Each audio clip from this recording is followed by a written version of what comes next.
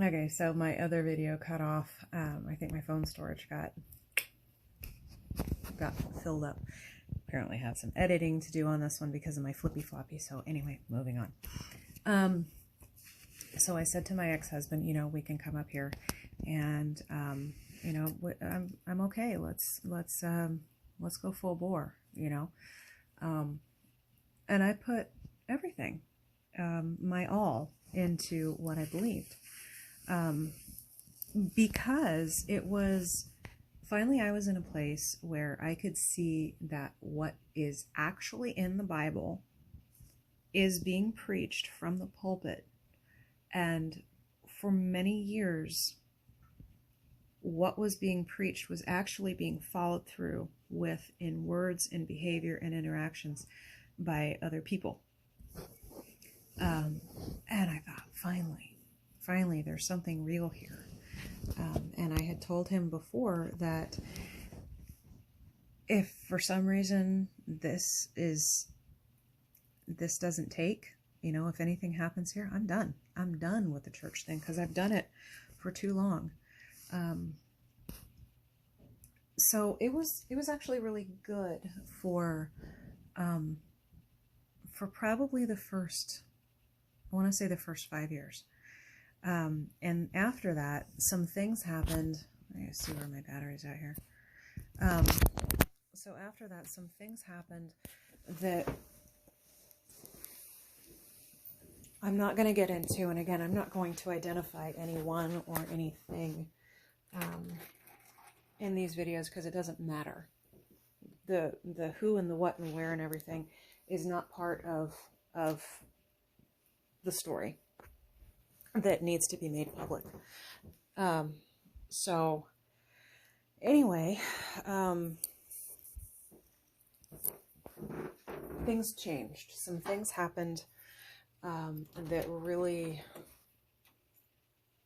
and it knocked the knees out from under everyone. And it was a very sad situation. It was very, very painful for a lot of people. And that started a chain of events that there was no recovering from. Everything about it changed. Everything about the people, the church itself, the way that things worked, it all changed. And it became something else. It became destructive. And I started encountering a lot of judgment and a lot of criticism. Because, yet again, I'm in a place where I'm not one of them. No matter what I did, I wasn't going to be one of them.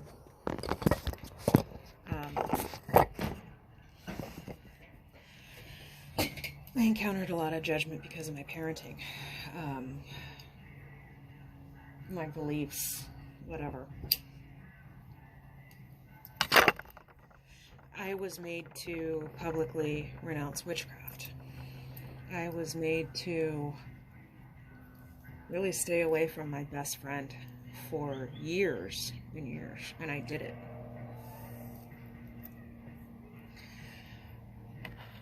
And it just got to the point where I couldn't do it anymore. I couldn't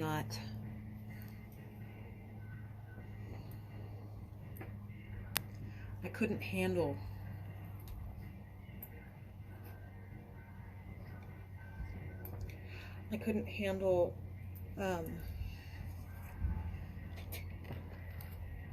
the things being the way that they were. I don't want to get too much detail on that because I don't want any identification, but suffice it to say, things changed enough to the point that it became very cult-like, and it became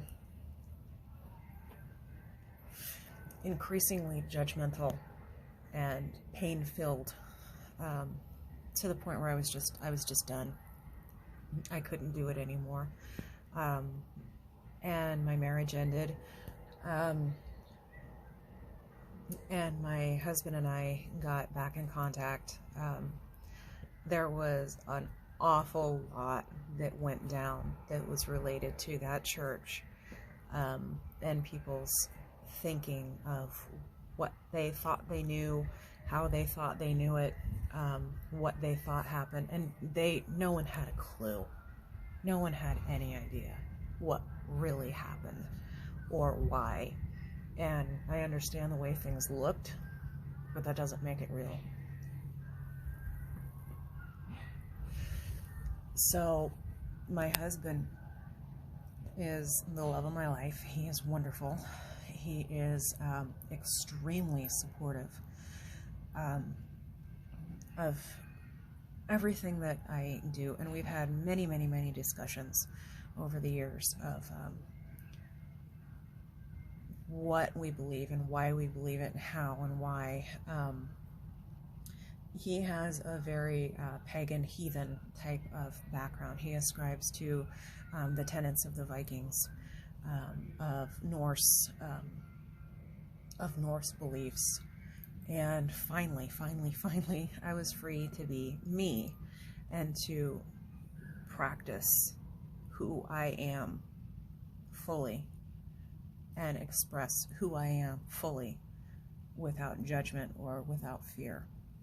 And I've never been one to hide things. I have a great deal of a fuck it attitude. So I was finally allowed to explore the witch that I am. I have a mentor. My best friend is an amazing, amazing human. She has taught me so much, and although we don't follow the same paths, we don't practice in the same ways, she's taught me incredible ways. And I'm free now to be me, to be who I am, and to do what I do without fear of condemnation and someone walking by. And with a lot of that, there's been a lot of judgment and ridicule that's come from different places, and I'm perfectly okay with that. I'm perfectly okay with that because there's a lot of simply don't understand. So that said,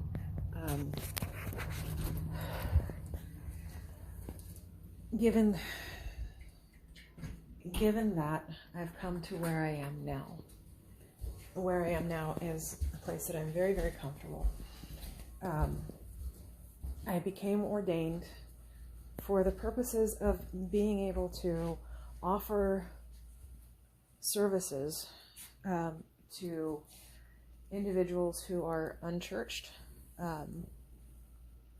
who do not have a church that they can go to, or they have various forms of religious trauma, or maybe they just don't want to go to a church, but they still believe in Christian ways and faiths. And I feel like my years of study of Christianity and of different religions have given me a little bit of the ability to help. So my ability, although I claim no expertise, I offer both Christian and pagan services. I do not claim to be an expert in anything. I can do hand fastings. I can do weddings. I will do same-sex marriages. I will do anything that is not contrary to my own beliefs. I am now free to identify of what I've always been, and that is a Christo-pagan. I am a Jesus-following, monotheistic, one God only I worship, with the beliefs in other gods. I'll get into that another time. But I am a Christian, Christo-pagan hearth witch. I am very, very comfortable in this. I am very comfortable in being freely open to say that. I do not recruit. I do not, I'm not interested in trying to get anyone to join me. I am going to start making a few videos here and there because I was asked to help someone learn. So that's what I'm going to do. And again, it can be taken or forgotten, whatever works, and that's fine. So I do practice witchcraft. I follow Norse and Celtic traditions. Actually, right here, I have a little spell book that's right next to me, one that I'm working on. It's called Spellbound by Anne Stokes, and it's just a neat little book. I believe in, and though it harm none, do what you will. I am ashamed of the way that Christianity has devastated so many people, and because of the behavior of so many that I've seen that call themselves Christians, it's not a term that I care to be associated with.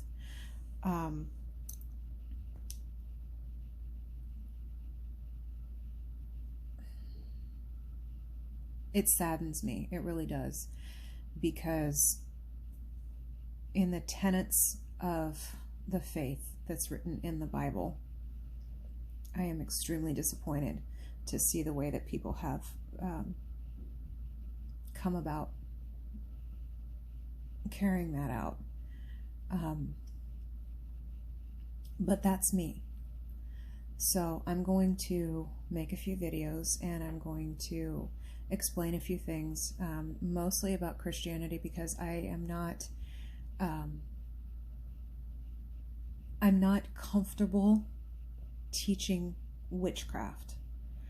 I can help, I can give advice, I can pass on knowledge that I have ascertained from my studies, from my mentor, but in no way do I claim to be an expert witch. I don't claim to be a pastor or a preacher or a reverend or anything of the sort. That's what the paperwork says, but I don't take that as a title. I will accept priestess, and that's about as far as I'm willing to go. Simply because I am happily willing to administer spiritual services. So that's a little bit of a background, and that's my qualifications, so to speak, if they're worth anything. And we'll explore a little more. So signing off, blessed be, and we'll see you soon. Bye. So this is going to be kind of an intriguing thing, because I was recently asked by somebody to help them learn about God.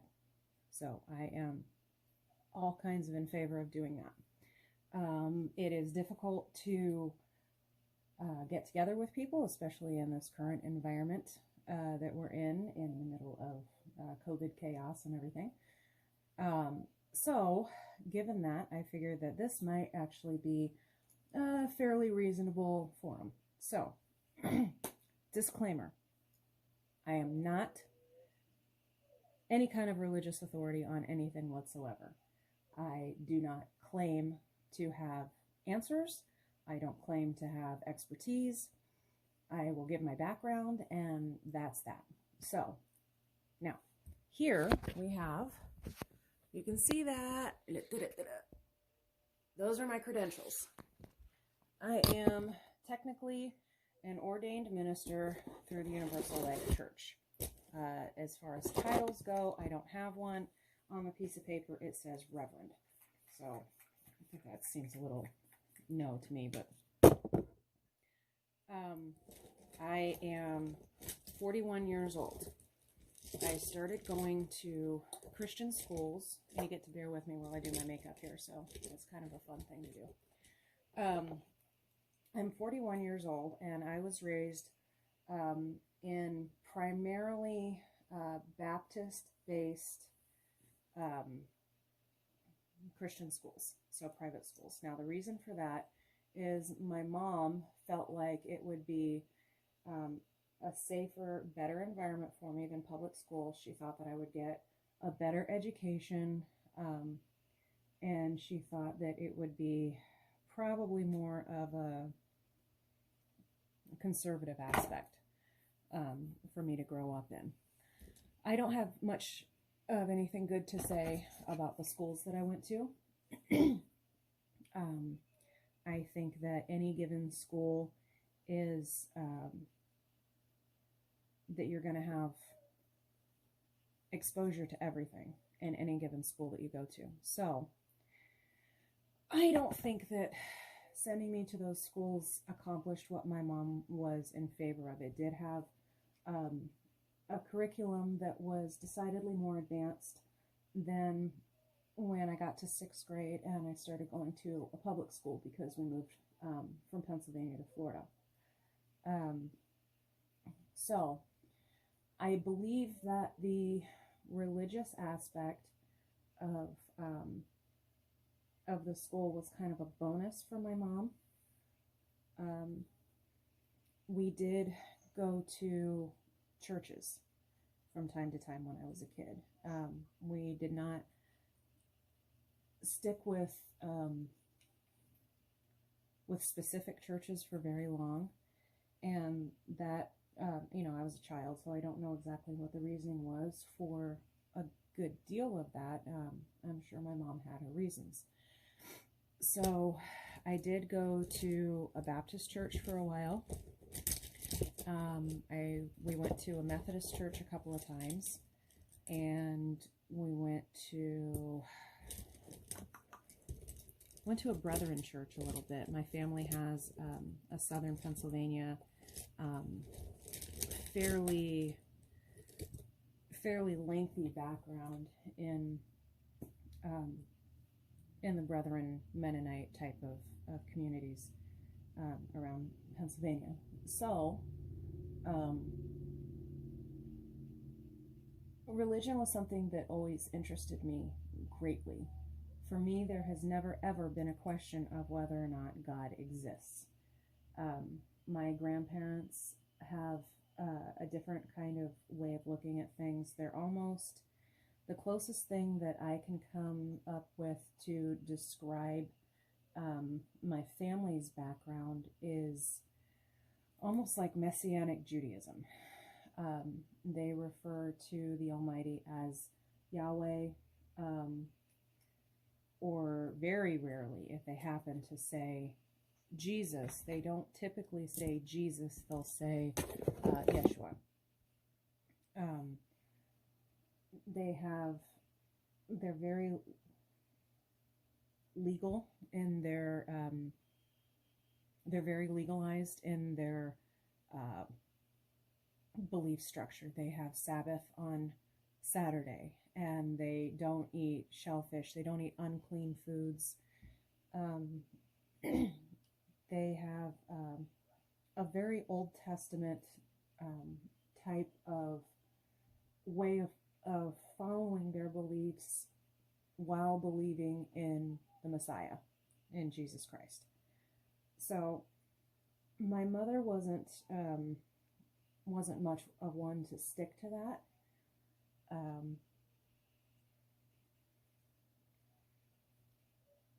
I caught her reading the Bible when I was growing up, occasionally when she couldn't sleep, and she liked to sew things and cross stitch things that had Bible verses and stuff on it. I think it brought her peace and comfort.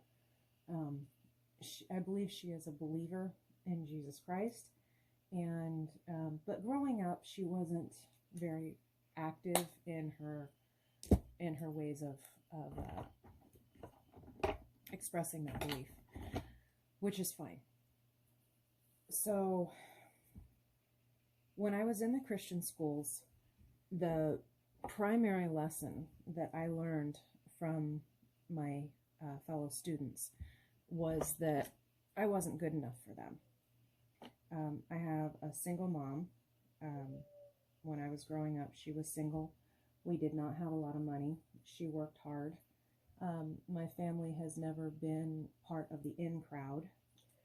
Um, my clothes weren't stylish, and my background didn't have letters in the names. They were simple farmers. My mom was a nurse, and we didn't have the money to be somebody. None of that ever made any difference to me. I never saw any kind of a problem in my upbringing or in my background or who and what we were. But the other kids in school, particularly the ones that called themselves my friends, made it very clear that we weren't good enough. And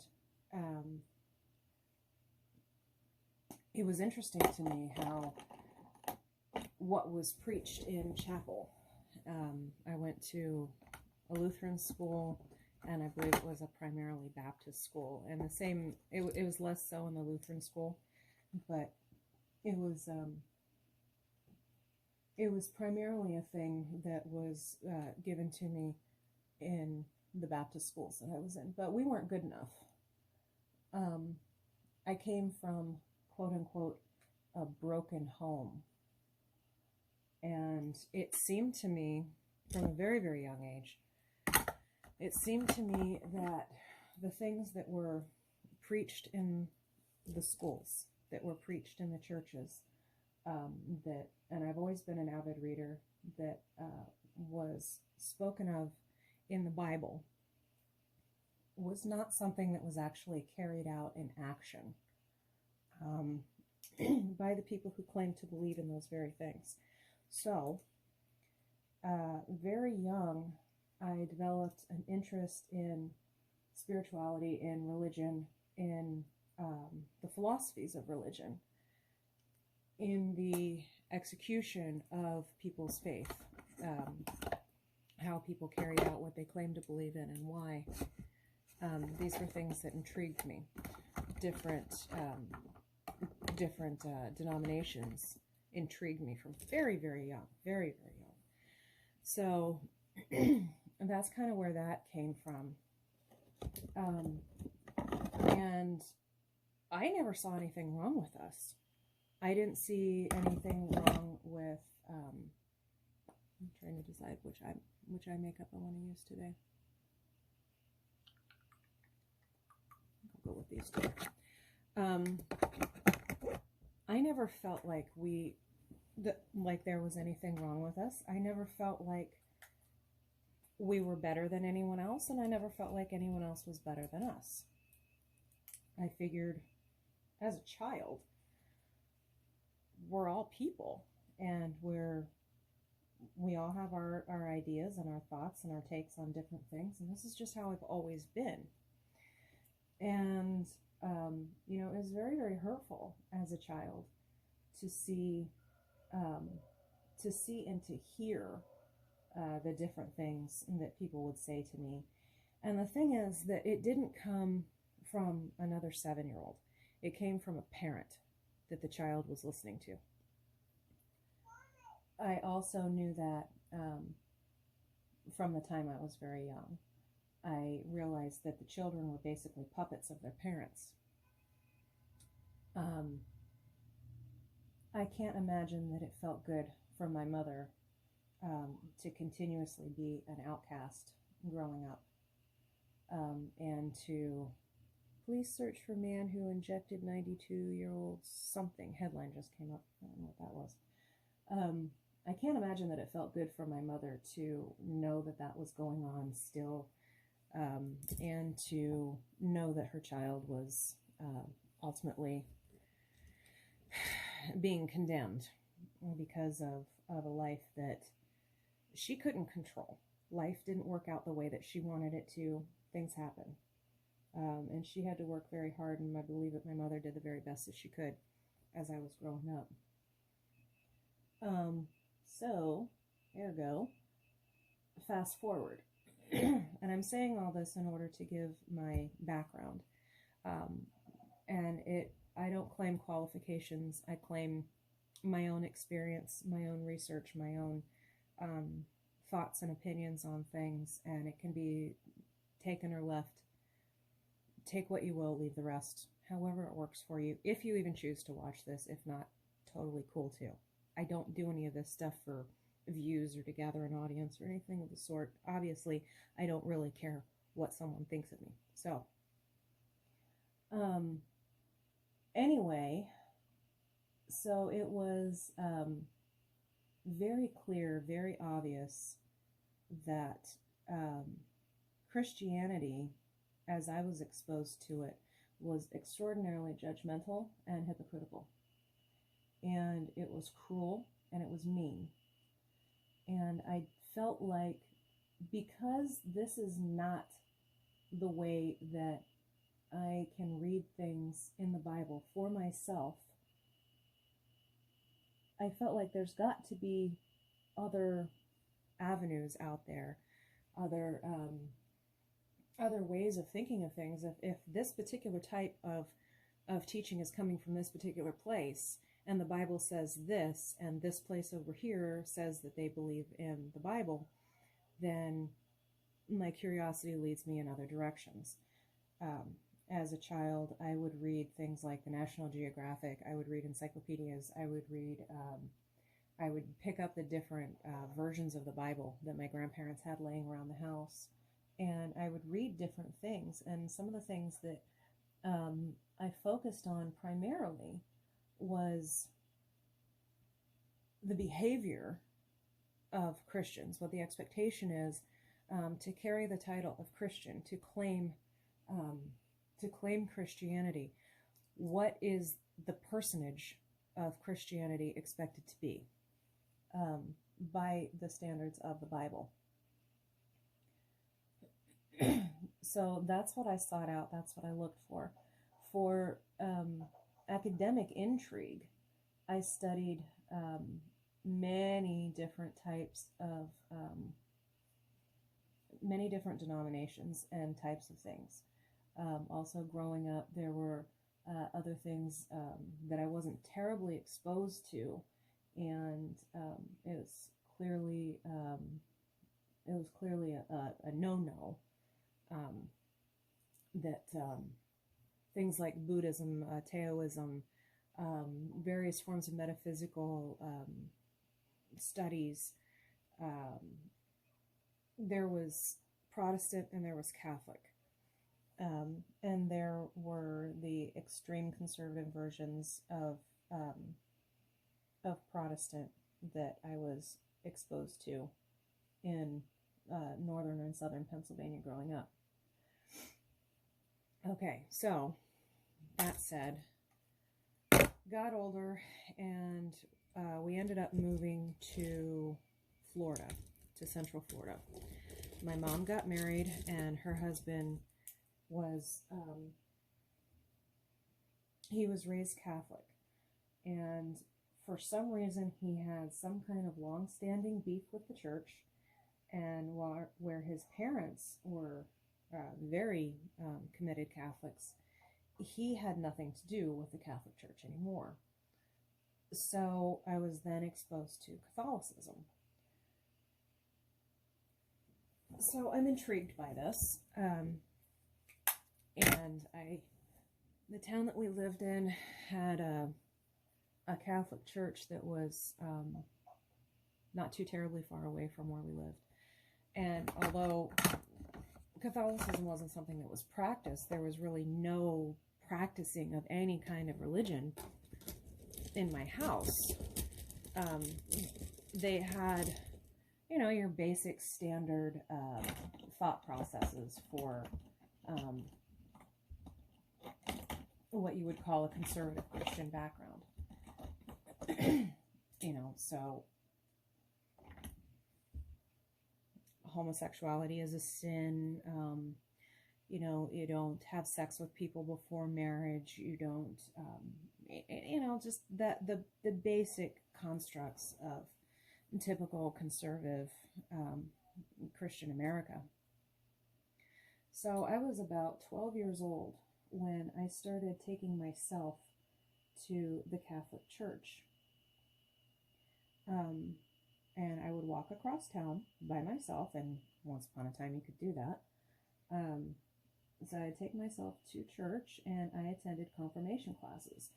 I studied the catechisms. I studied various types and backgrounds of the Catholic Church, through the Irish Catholic backgrounds, through the Roman Catholic backgrounds, and the different ideas that came along with each.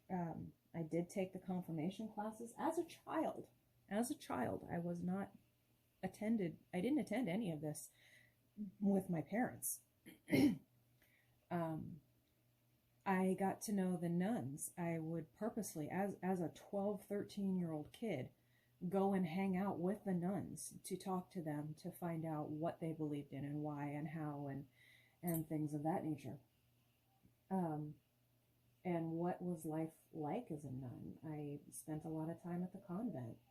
I guess perhaps I was an odd child, but this is just how I was, how I've always been.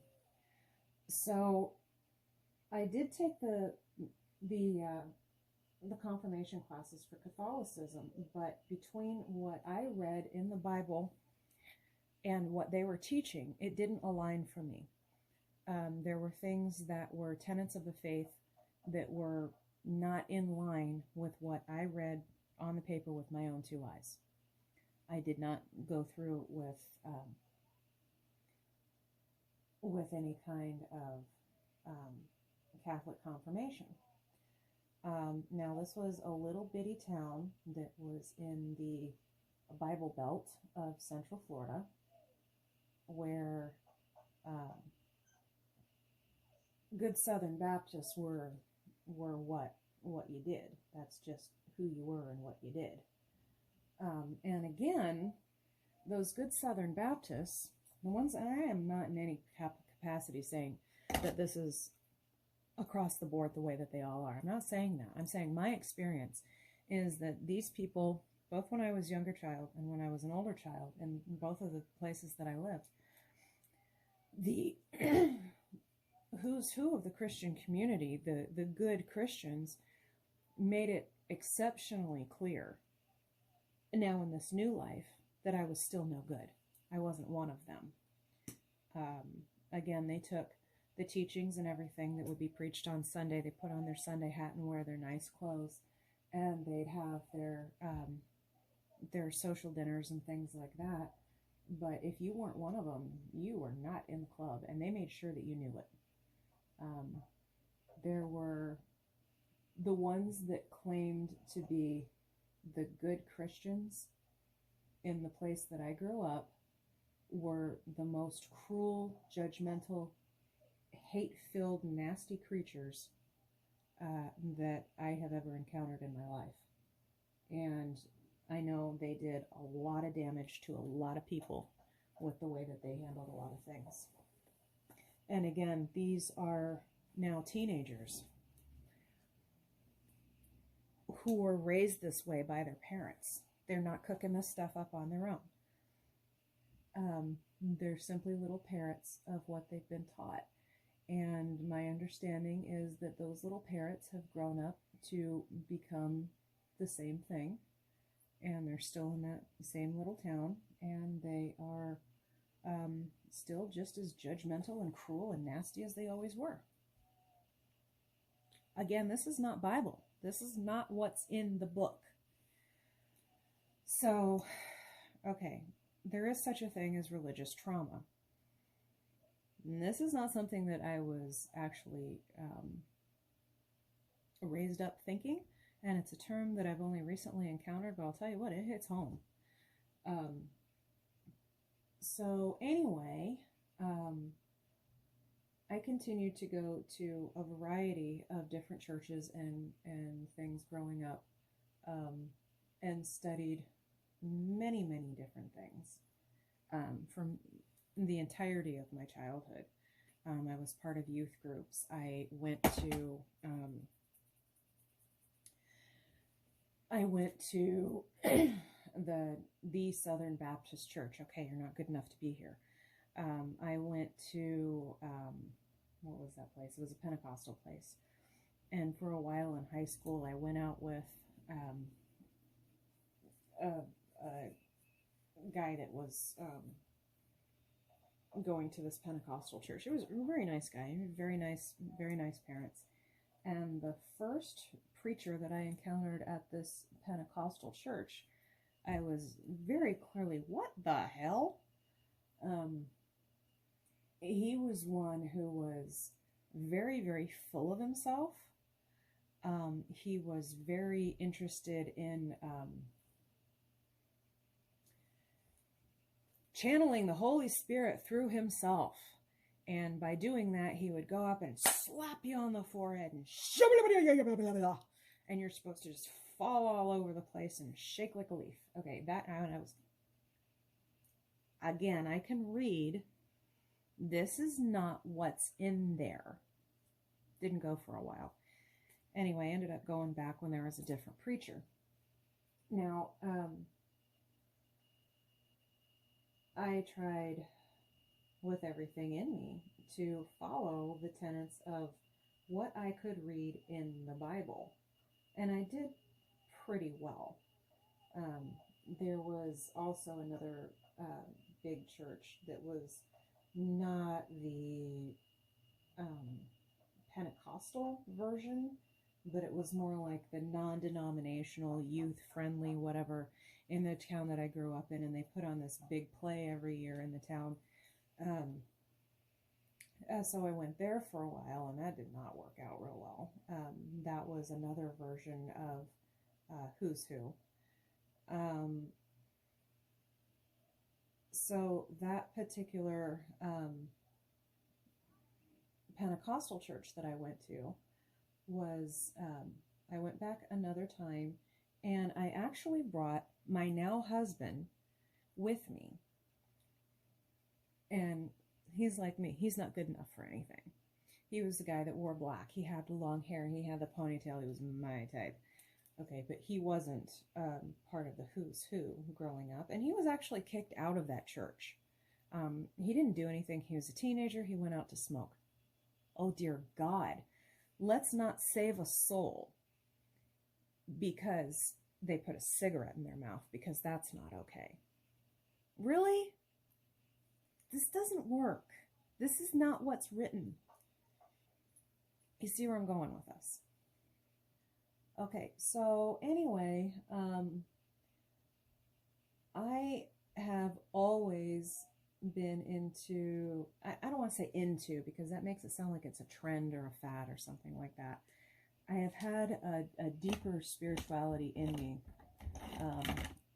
from the time I was very young, and it's not just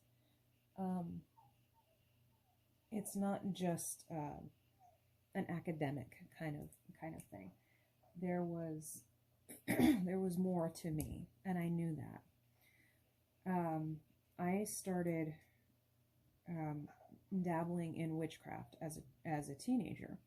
I did not know what the hell I was doing.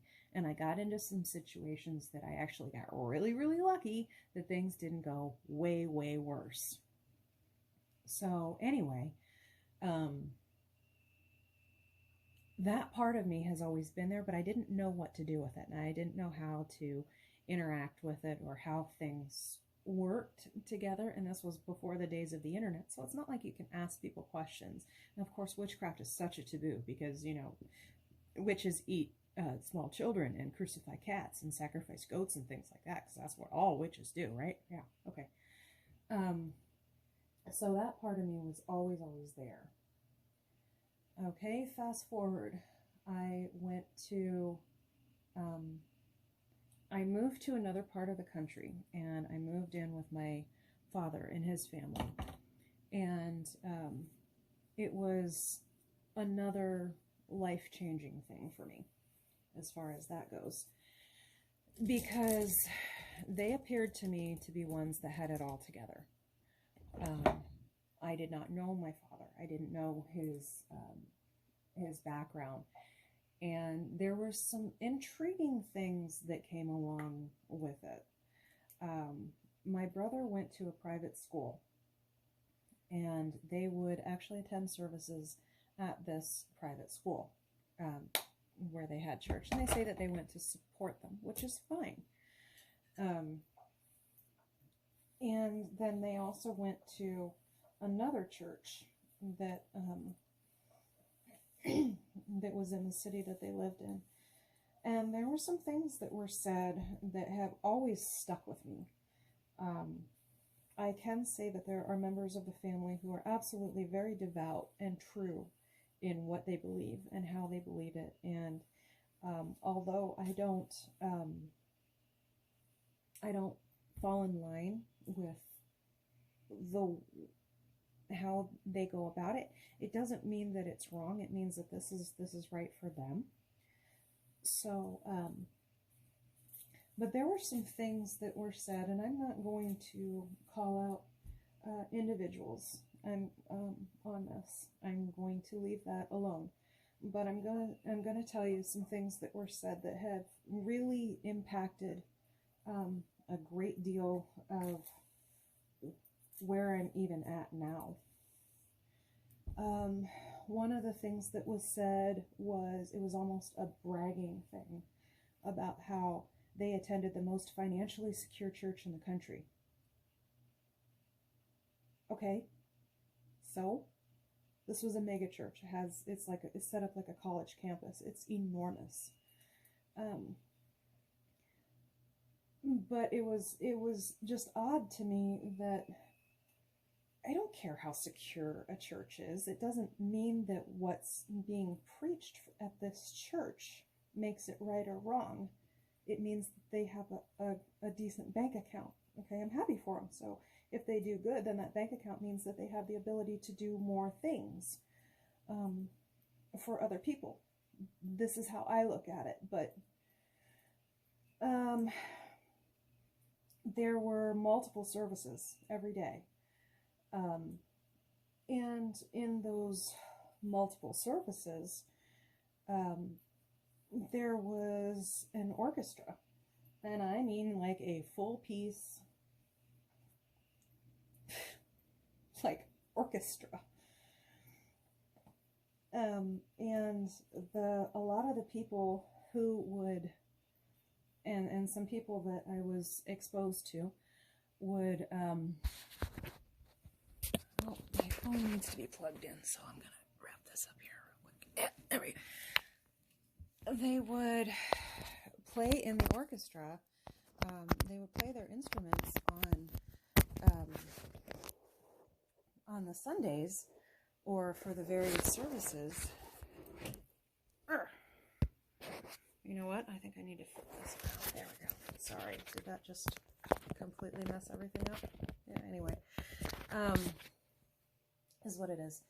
So they would play their services, and they made a big deal about the fact that they went to the church for these different services, and that they played the orchestra and everything in these services, or they would play their instrument during the service times, but they wouldn't actually stay for the services. Not one of them.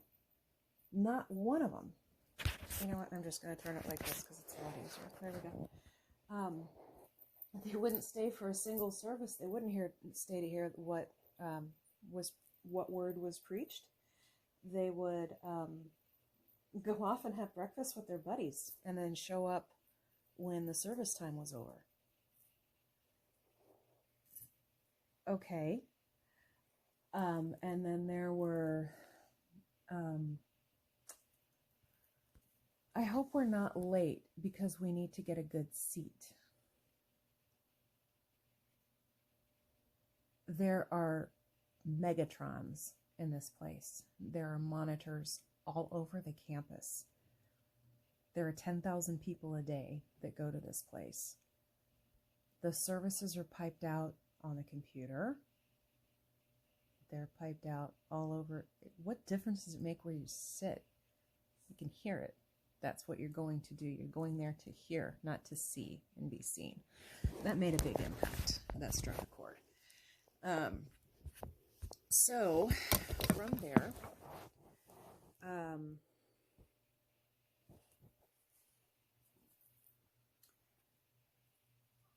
a lot of things fell apart in my world, and I was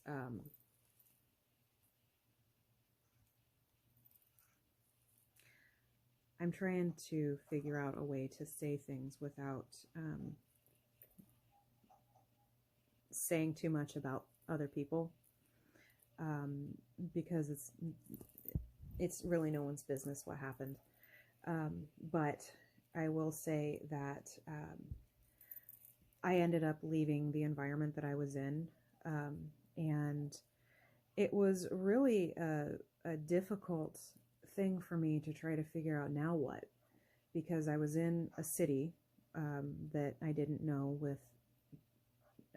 anyone. I ended up meeting some people that became my family, and they were very conservative Baptists. I went to church with them for a while, but it still didn't stick, didn't ring. And I ended up meeting some other friends, and I started going to a Mormon church for about 2 years. At the Mormon church, I read all of their holy books. I read the Pearl of Great Price. I read the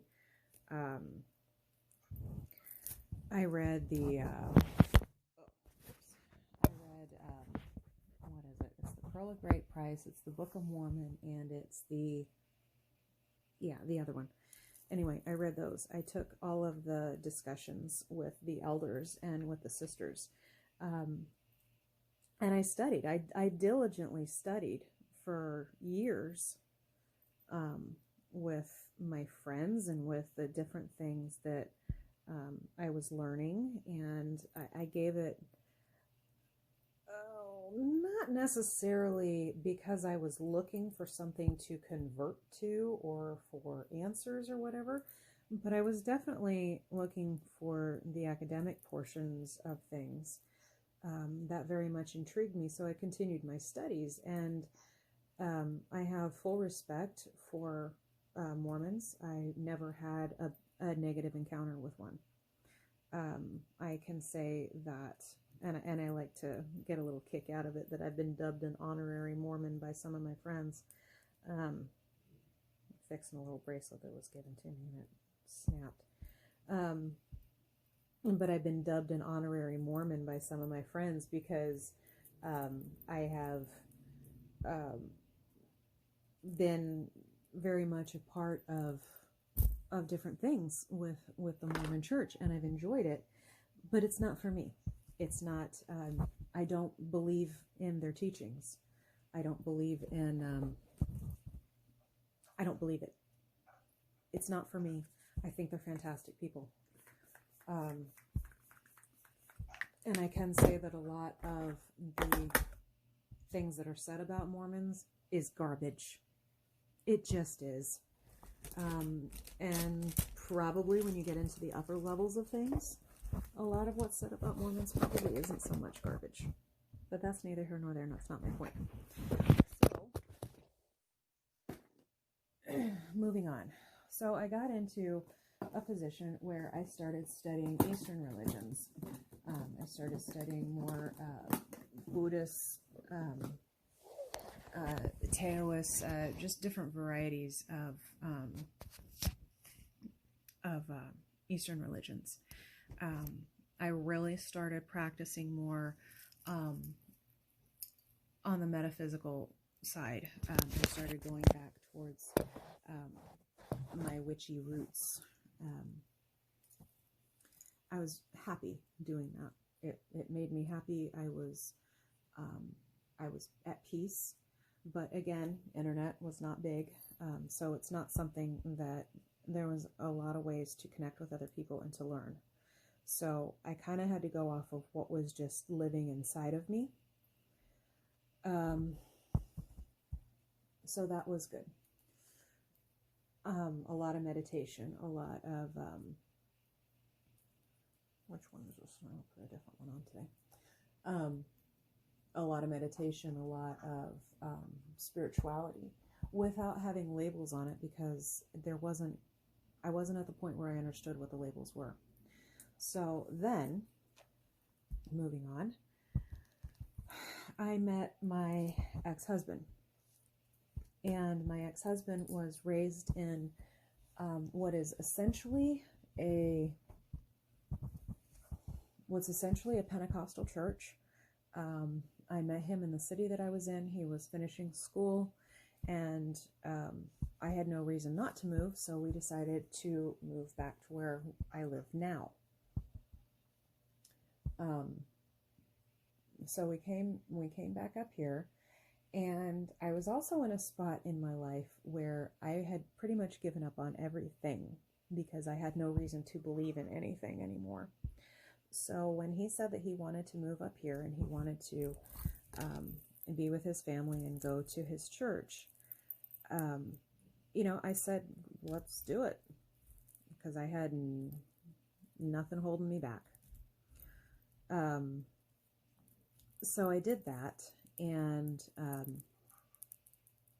it was interesting for me because I really put my all into everything that I did. I spent 10 years in what I now believe is a cult.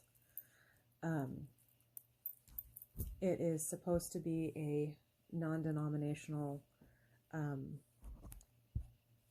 more Pentecostal. It's called a spirit-filled believers. So it's the tenets of the faith are great. They're fantastic. I can read for myself, and